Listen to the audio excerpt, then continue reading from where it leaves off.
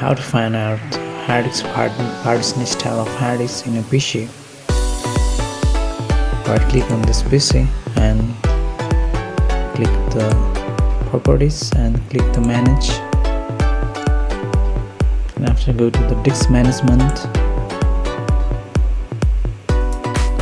and here you can find a disk 0.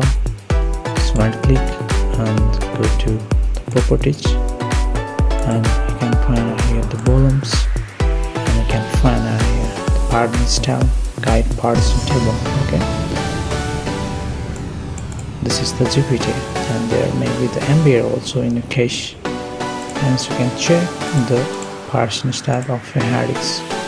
Okay guys, thanks for watching. To save and subscribe.